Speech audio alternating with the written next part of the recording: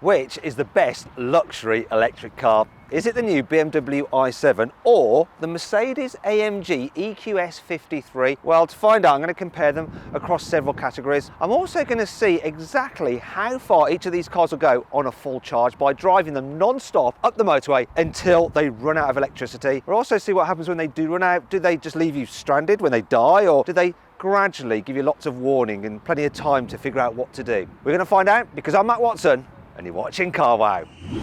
Buy, sell, Carwow. We've fully charged the batteries in both of these electric cars. I've got my colleague from the German YouTube channel, Daniel Homeyer, in the i7. We're going to reset our trick computers, and now we're going to get going for the long drive up the motorway. Oh yes. This Mercedes-AMG EQS 53 is supposed to be able to do 357 miles on a full charge. Will it really though? Will it?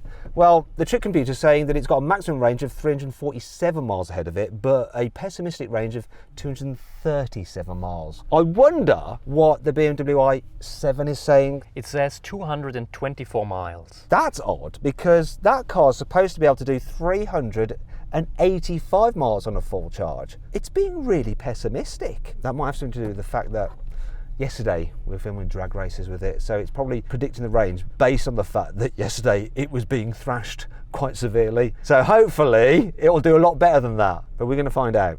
Classic, we've headed out on the road and we're straight into some roadworks. However, that brings me on to the rules of this challenge. What we're going to do is drive the cars like we'd normally want to drive them, so we're not just going to go super slowly to maximise our range. We're going to drive at the speed limits. Also, we're going to have the cars running in exactly the same setup. We've got the cars doing their regeneration as they think is best, at auto mode. We've also got our temperature set to 22 degrees. We won't be using the heated seats though, because it's not cold enough. Hopefully that'll keep everything nice and fair when we jump from car to compare them. What we won't be doing though is using the adaptive cruise control systems. Reason being is that they can often brake and accelerate unnecessarily, and that's not great for range. Thankfully, that's the end of the speed restriction, which means we can speed up, and blimey, this thing gets up to speed real quick. It's not surprising though. So, as standard, this car has two electric motors with 660 horsepower, 950 newton meters of torque. However, this one has a special performance upgrade which you can fit for £9,000, which is quite a lot of money. But what that does is give you an extra 100 horsepower. So now I've got 760 horsepower and 1,020 newton meters of torque. It's mental quick, and the pickup is insane on it. It's like, whoa! Well, that's not even in sports mode. Let's whack it into Sports Plus actually. And it's really brutal. And when you're in Sports Plus, you get this crazy noise. As standard, the 0-60 time on this car is 3.8 seconds, but with this performance upgrade, it's 3.4, but it feels quicker. So watch this, right? 50, floor it, 70. I mean, mental fast. It's enough of that. This is about range, not acceleration. But wow, this car feels quick. Should do though, it's an expensive car. £160,000 starting. Oh sorry, if you want that upgrade, £9,000. So this one's like £170,000. Mind you are paying for the high performance and a lot of batteries. So the battery pack on this is 108 kilowatt hours. As a result, this car is heavy, just under 2.6 tons. Despite being big and heavy, it actually drives really well. So you get this thing on a twisty road, it sort of disguises its weight. It's got certain features such as adaptive air suspension, which just keeps it nice and flat in the bends, and you've got rear wheel steering, which makes it feel more agile than it otherwise would be. Is it an absolute laugh like a normal AMG? Well, no, but I guess it is just the 53 model, not the full fat 63. One of those will be coming along, which will be even more mental. I'm just going to boot past again just for one last go because it is so much fun. Calm down now, no more, no more, no more. Do you know what? Now I've lifted off, because this car's in auto mode for recuperation. It's not regenning, it's actually letting me coast, because that is more efficient when you're just going on a straight motorway. Speaking of recuperation, when you hit the brakes, the first part of your braking is done as regen braking, so it's the electric motors actually charging up the batteries. Sometimes that can feel a little bit grabby in certain electric cars. In this, it's actually quite smooth. Obviously, if I stow on the anchors fully, then you'll get the friction braking as well. And this car has some really powerful brakes. It does stop very, very well. Now, if you want to see my full in-depth video review of the Mercedes-AMG EQS 53, click on the pop-out banner up there or follow the link in the description below. I've been driving now for 30 miles and this car is using energy at 420 watt hours per mile, and converted to kilowatt hours per mile it's 2.38, which isn't great. Now it's saying the remaining range is 208 miles, that's the pessimistic version, and 308 miles for the optimistic, but based on that energy consumption I'm starting to feel a little bit pessimistic. Let's see how the BMW is doing. Hey Daniel, how are you getting on? Well, I'm kind of starting to get bored, as expected. It's quite boring and we've only just begun. So, what's your battery status and your remaining range? So my battery is at 84% and the range is 217 miles. Okay, what is your car's energy consumption? 2.9 miles per kilowatt hour at the moment. Okay, that's quite a lot better than this, but it might be because I've been doing silly things like accelerating and decelerating to feel the performance. Hopefully that's not going to make too much of a difference and my energy consumption will improve, otherwise the BMW might win.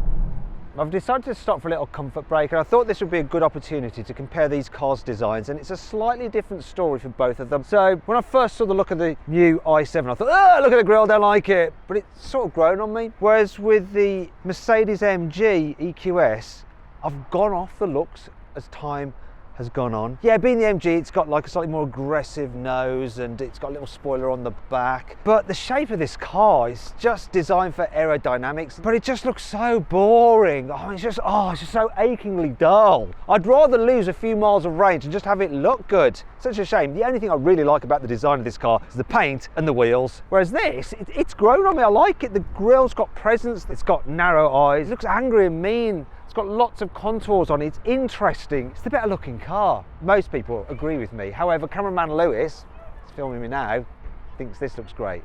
But he's the only person I've met who does. Oh, there's something I want to point out. So, we're at Motor Grantham Services, and if I wanted to charge this car, or that car, I can't because they're under construction. Look, it's all fenced off. But there's loads of Tesla charging stations over here, but of course, I can't use those to charge these cars. Now, you can actually use some Tesla superchargers to charge non-Tesla vehicles, but they're part of a pilot scheme, and those particular Tesla superchargers are not included in it. I've now jumped into the BMW i7 and it's a 760, and you might be thinking, wait a minute Matt, this is not fair. You're in the AMG version of the Mercedes and then you've got the normal i7. What gives? Well, what I've done is pick the top of the range version of each car from Mercedes and BMW, and at the moment this is the only i7 you can get. All right, so it's got 2 electric motors, 544 horsepower, 745 newton meters of torque. It's got a 102 kilowatt hour battery pack and it weighs in at over 2.6 tons. It's a little heavier than the Mercedes by about 60 kilos, but when you're talking about this much weight, it's not going to make that much of a difference. In terms of the performance and what it's like to drive, well, what I'm going to do now is put it into sports mode, and I can do that quickly for 10 seconds using this button here. So this is not paddle shifters for the gearbox because there is no gearbox. So I pull that and it gives me full power. There we go, sports mode immediately, and then doesn't feel quite as neck-snappingly quick as that Mercedes-AMG, but the music it plays while you accelerate does seem quicker, if that makes any sense. Have a listen again. So the sounds on this car have been composed by Hans Zimmer, and there's some other ones. So I'm going to go into my mode so you can have a listen. So that was like the sporty noise. Now I'm going to go into an expressive sound.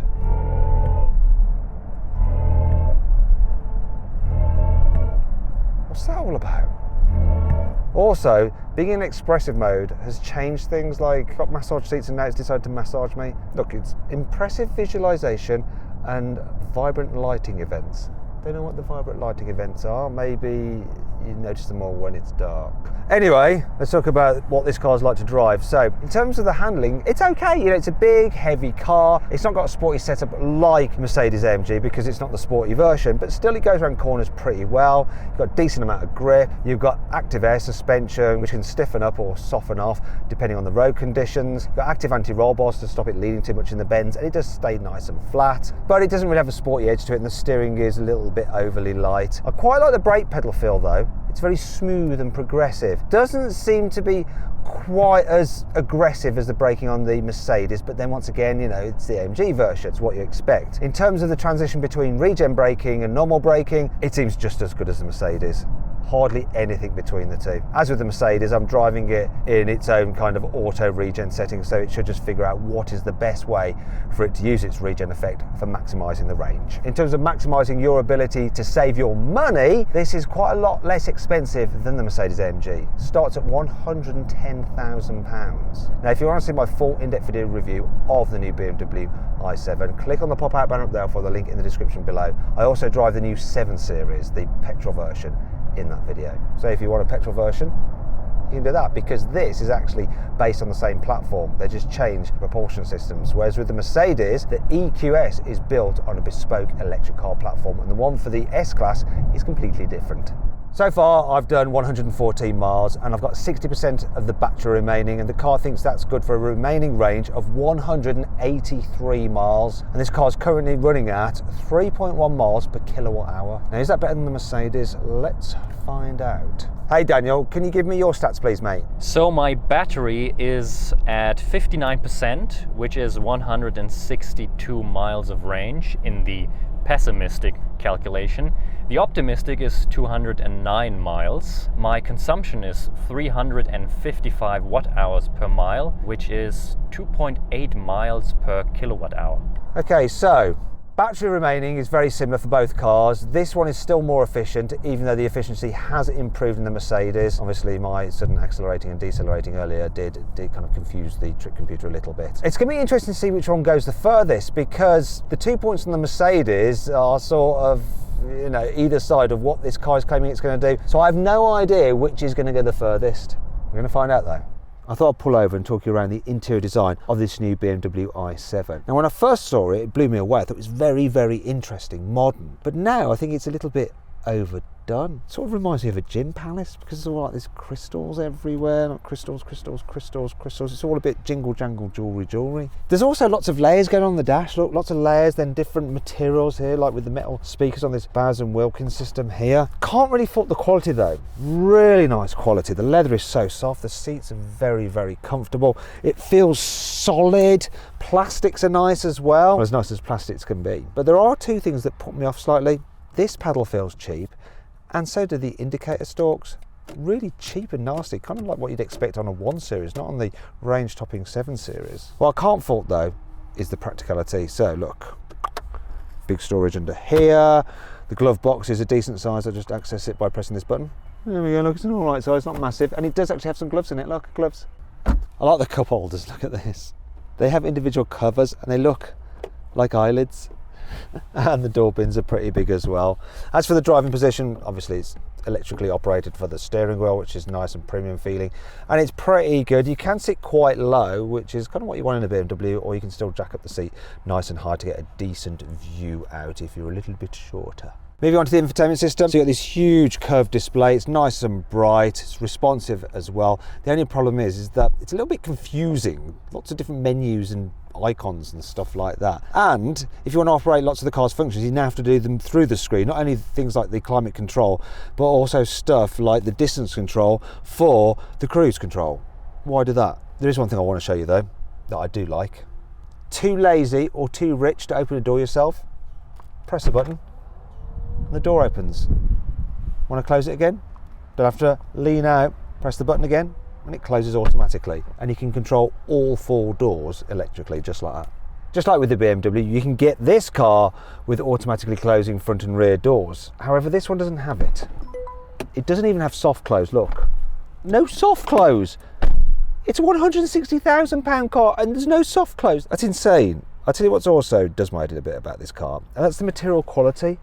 Once again, doesn't feel like a car that costs £160,000. This leatherette isn't as nice as the actual real leather in the BMW, and these plasticky bits just feel cheaper, and it doesn't feel as solid either. Another thing I prefer in the BMW compared to this is the driving position. So yeah, it's okay, you sit low down, the position of the wheel is fine. The problem is this dash is really huge. So to get a view out, you have to really sit higher than you might like to. And even then, you're not sure where the front corners of the car are because the bonnet just slopes so abruptly away from you.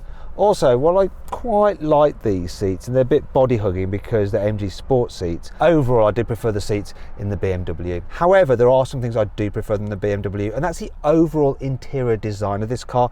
I just think it's neater, it's classier, and actually looks more modern. And I think part of the reason for that is this huge screen here. Now it's actually 3 screens. So your main infotainment screen here, your driver's display here, and a special screen there for the front passenger. Also, the infotainment system itself is just easier to use. Simpler look. There are your icons there, no problem at all. I prefer it. Another thing I prefer is the storage in this car. You see, because it's a bespoke electric vehicle, you don't need a transmission tunnel for the prop shaft from the engine to the back for the BMW 7 Series version. There's no like S-Class version of this. As a result, you've got this huge storage area under here. There's more huge storage area under here with your cup holders like that, which don't look so much like eyes as they do on the BMW. And the storage under here is slightly deeper than on that, and the center console in the BMW. The glove box is a bit larger too. Not much, but a bit. And so too the door bins. So those things I like, and I also like the fact that with the AMG version of this car, you have these controls here on the steering wheel for your driving modes rather than having to mess about through the screen like you do on the BMW. That's enough about what this car is like in the front.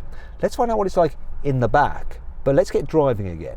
Time to be chauffeured. The distance between the front and the rear wheels in the EQS is slightly more than in the equivalent S-Class. As a result, you have more knee room. However, the knee room isn't quite as much as in the extended wheelbase S-Class, though you can't get a long wheelbase version of the EQS. Headroom, that's pretty good as well, even though we've got this big glass roof. What I'm not so keen on though is the back seat. So there's not that much under thigh support. Also, the backrest is quite upright, and that does affect the comfort levels. You can get a version with backrests that do recline slightly, but they don't recline as much as they do in a Mercedes S-Class, which is a shame. You do get some rather nice soft pillows. I like that. The door bins are a decent size. You've got some pockets on the seat backs, and you have an armrest here. Though look at this, the way that flops down.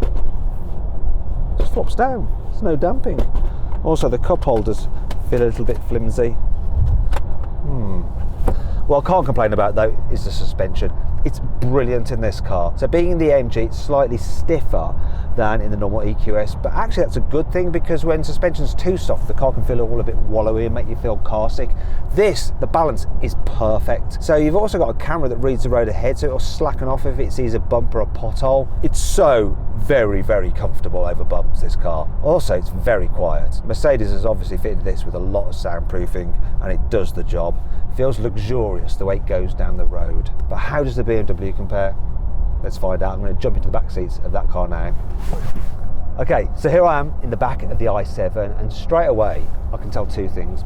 The first is that while the suspension seems softer, doesn't deal with bumps quite so well. They come through the cabin a little bit more. Also, because it's a bit more floaty, that can make some people feel a bit car sick. Then there's the sound insulation. It's not as quiet in here as the Mercedes. You get a bit more road noise and a little bit more wind noise. In terms of knee room, it's about the same. Headroom slightly better. Seats though here in the back are definitely better. They are more comfortable. There's more under thigh support, and the backrest isn't so upright. Now I should point out that this particular car is fitted with the £28,000 rear seat upgrade, which not only includes these seats but some other bits and pieces as well, which I'll explain in a moment. But back to these seats, obviously lovely soft leather, which is nicer than the fake leather you get in the Mercedes. And look at this, through this little screen here I can put my upgraded seats into first class mode. So I press this button, then this one here,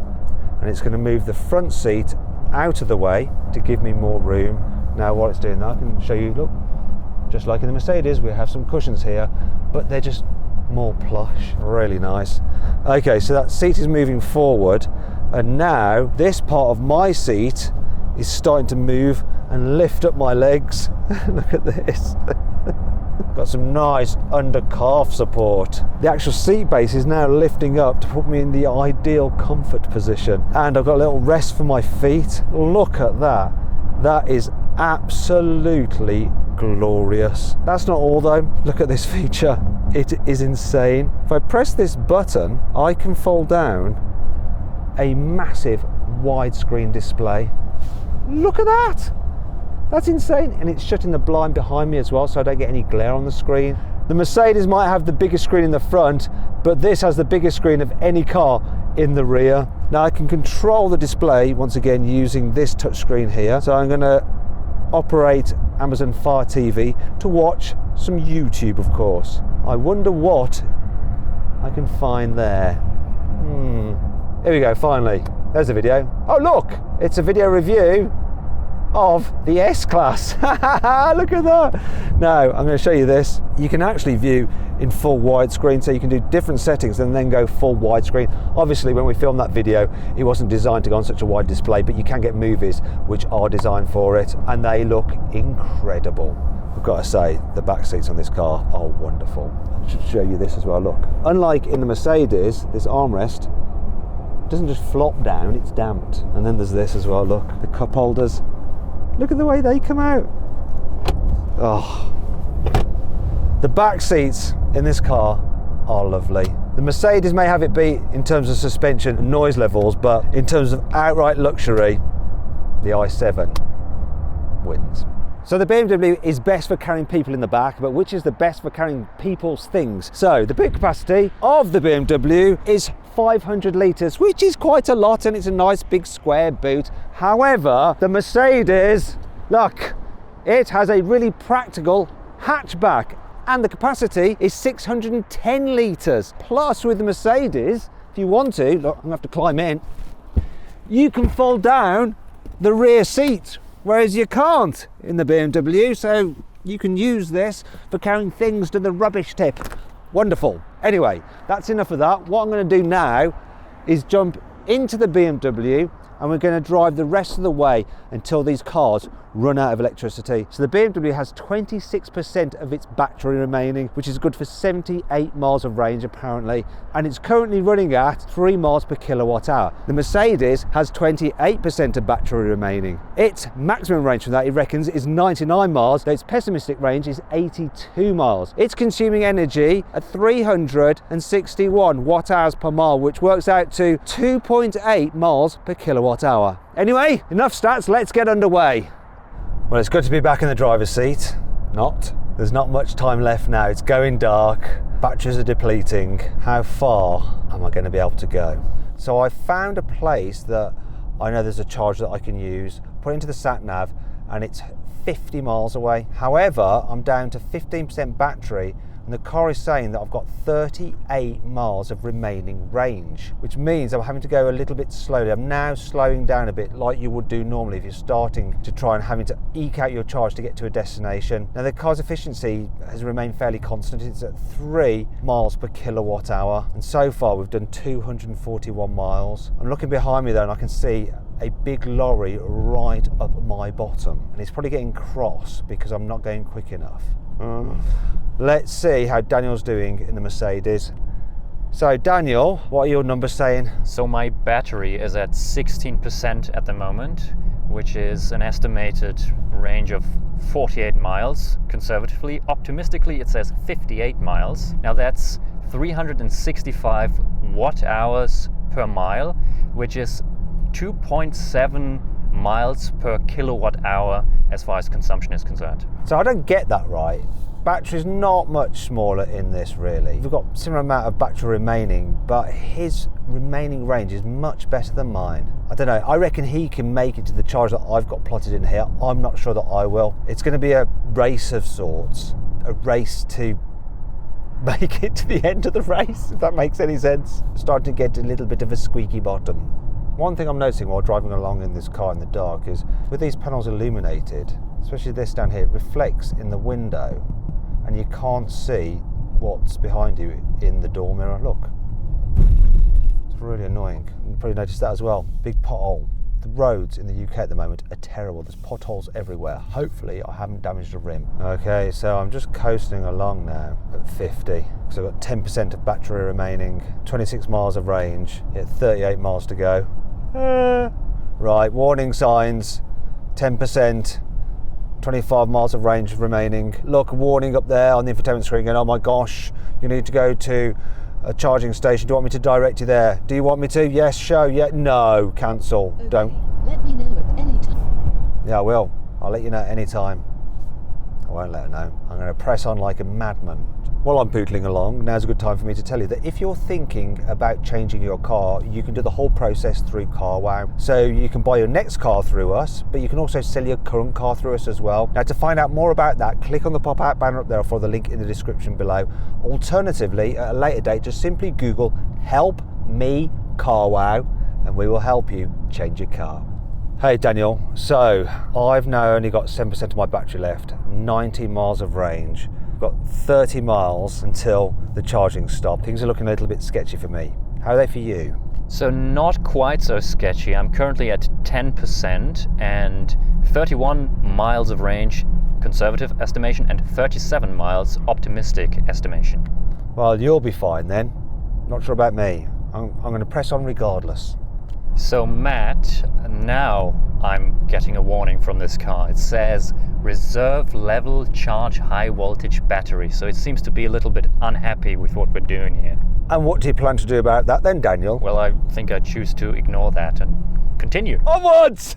Onwards! This is stupid. But it's in the name of science. Well, Carwow science. Now, if you want to see how far the longest range Mercedes electric car can go, the EQS non-AMG version, click on the pop-out banner up there for the link in the description below to watch that range test video.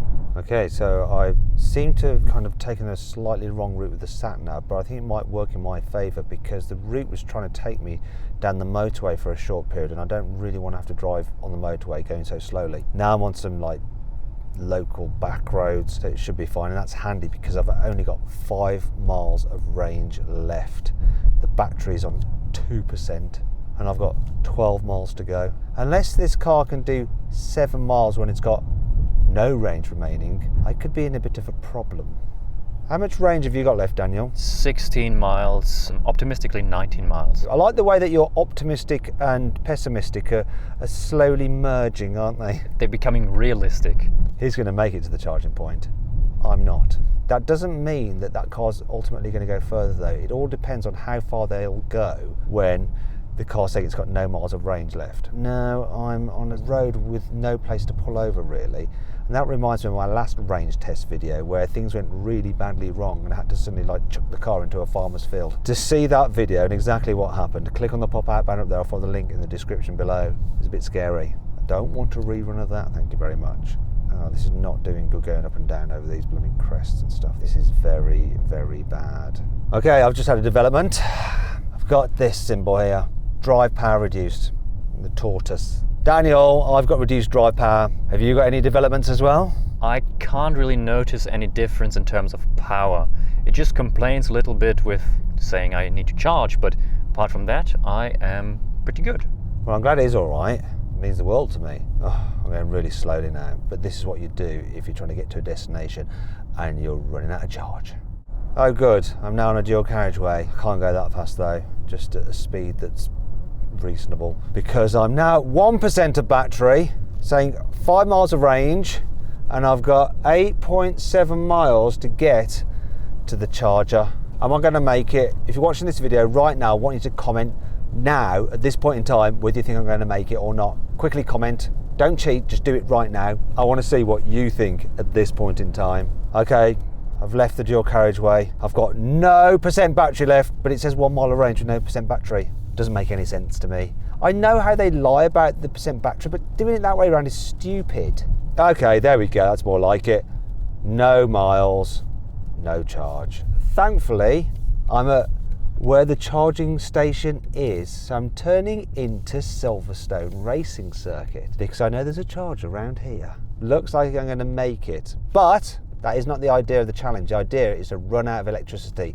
So I'm going to drive around here for a bit and see how far I can actually go. Because the trick computer is saying that I've gone 289.9 miles so far. Daniel, how much charge have you got left and how much remaining range? My range is 6 miles. And by the way, that's optimistic and pessimistic. And I'm at 2% battery. You've got loads left in your car then, haven't you? Nothing to worry about here. Okay, I've been driving on no battery for about 1 mile because it was around 290 miles when it said 0 battery, 0 range. Let's find out what's happening with Daniel. Yeah, so I have red writing now. My car is getting serious with me.